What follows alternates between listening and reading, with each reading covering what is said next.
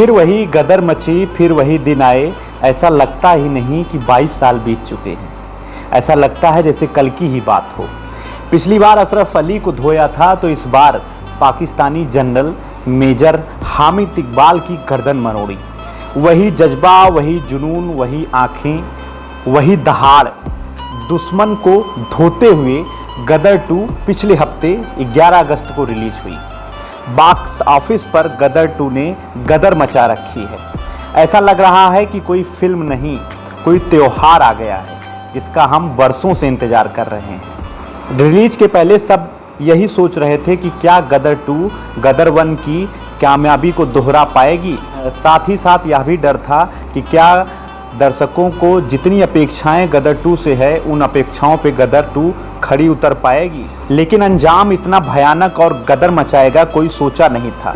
Box office पर गदर 2 ने अपना हथौड़ा तेजी से चलाया। सारे के सारे शो हाउसफुल रहे। मल्टी स्क्रीन से लेकर सिंगल स्क्रीन तक, आम जन से लेकर खास जन तक टिकट की लाइन में हंसते खेलते लगे हुए थे, जो फिल्म के प्रति लोग अपना प्यार दिखा रहे थे। बॉक्स ऑफिस पर फिर से रौनक आई। गदर 2 ब्लॉकबस्टर बन चुकी है। आज जब हम आपको इसके बारे में बता रहे हैं तो गदर 2 300 करोड़ की फिल्म के क्लब में शामिल हो चुकी है। ट्विटर से लेकर सोशल मीडिया हर जगह पे गदर 2 की ही चर्चा है। तो इस मौके पर आज हम एक अलग रिव्यू लेके आए हैं, देहाती रिव्यू लेके आए हैं, जिसमें हम आपको बताएंगे कि गदर 2 की कहानी कैसी थी, उसके स्टार कास्ट कैसे हैं। ये रिव्यू कम एक ऐसे प्रेम की कहानी है जो पिछले 15 सालों से पहली बार सिनेमा में जाके सनी पाजी की फिल्म को देखा गया। वो सारा अनुभव हम आपके साथ साझा करेंगे। गांव देहात के यूट्यूब प्लेटफॉर्म पर आपका स्वागत है।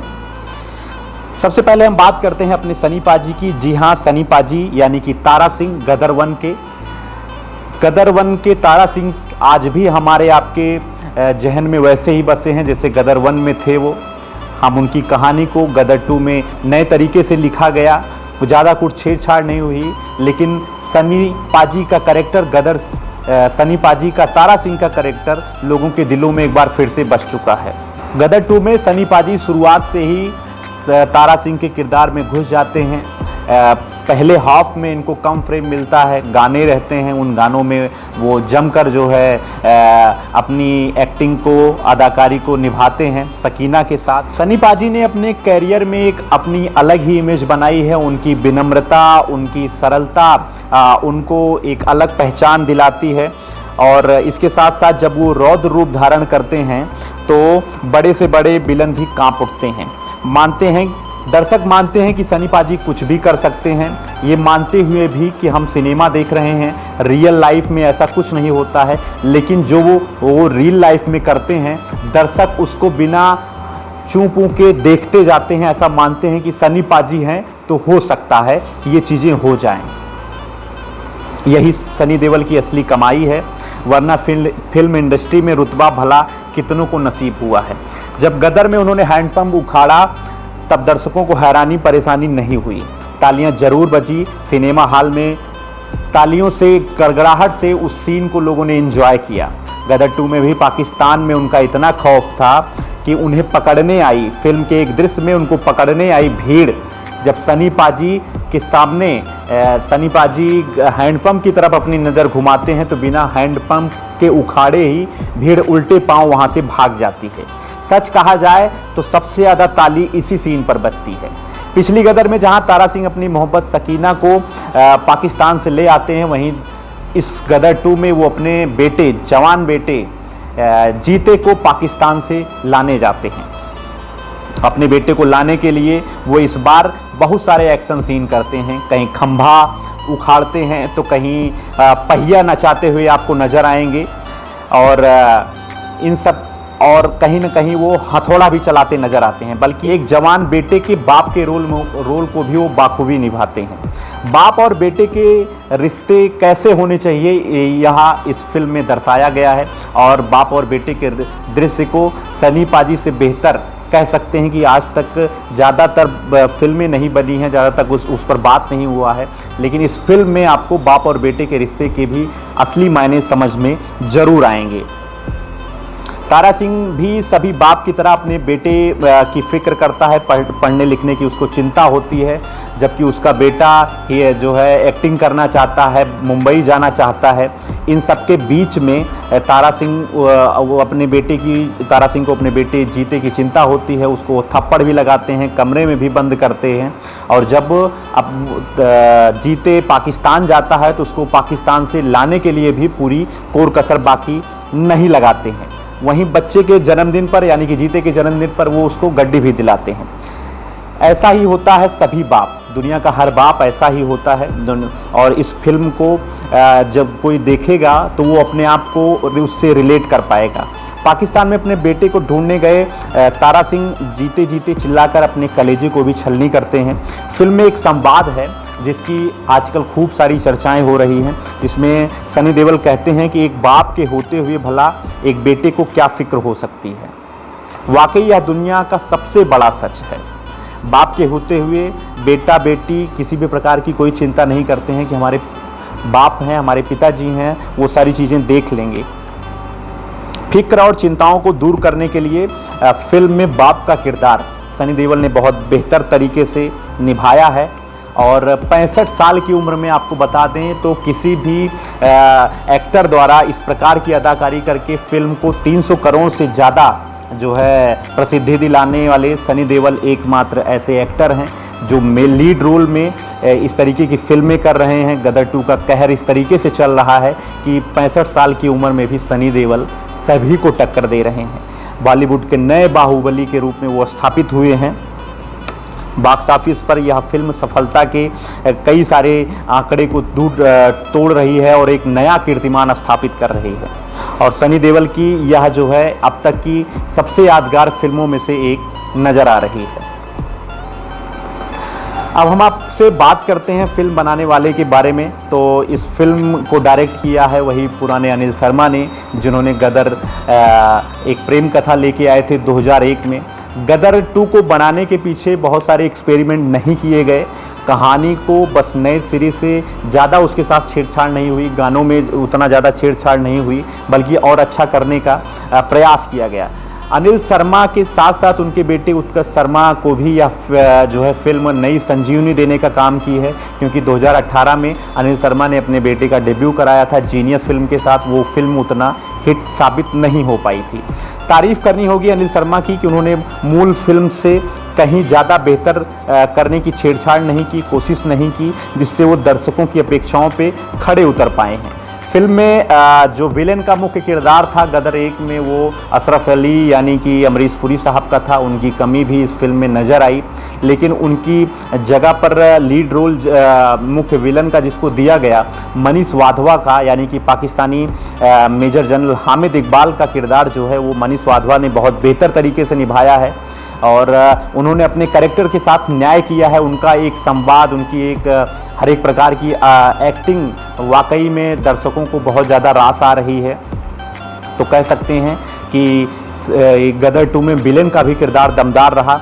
इस फिल्म की सफलता का कारण यह भी एक है कि इस फिल्म में VFX बहुत कम यूज किया गया है। जिस तरीके से आजकल नई फिल्मों में VFX और CGI को ज़्यादा से ज़्यादा ठूंस दिया जाता है, इसमें रियल सिनेमा को जीने का प्रयास किया गया है।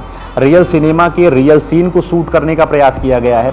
इस पर बात करते हुए जो फिल्म के डायरेक्टर हैं अनिल शर्मा ने कहा कि ज़्यादा से ज़्यादा हम जो है चीज़ों को ओरिजिनल यानी कि रियल रखने का प्रयास कर रहे हैं। तो उसी रियल सिनेमा का ही नतीजा है कि लड़ाई झगड़ा मारपीट होती है तो असली लड़ाई भी ऐसी होती है कि जो चीज़ें जहां आपको मिले उसी को फेंक कर मार दो। तो ऐसे में जब सनी देओल का हथौड़ा वाला सीन आता है तो भी वो असली ही जो है एक तरीके से रियल लगता है दर्शकों को। तो ये जो है रियल सिनेमा पर आधारित है, रियल सीन इसमें क्रिएट किए गए हैं।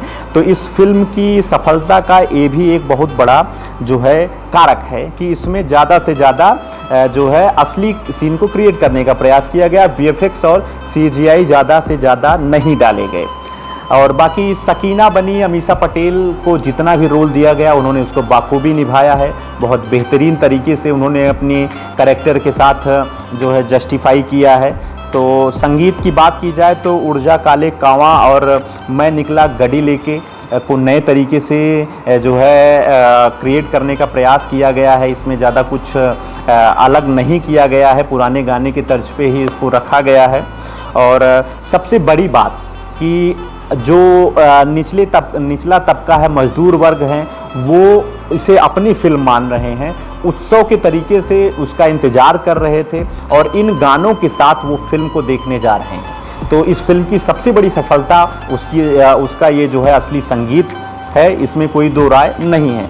फिल्म के लेखक शक्तिमान तलवार ने एक बार फिर से अपनी कलम से कालजयी फिल्म का निर्माण किया है। सबसे बड़ी बात है कि एक प्रेम कथा जैसी कालजयी फिल्म लिखने के बाद गदर 2 को लिखना बहुत बड़ी बात होती है।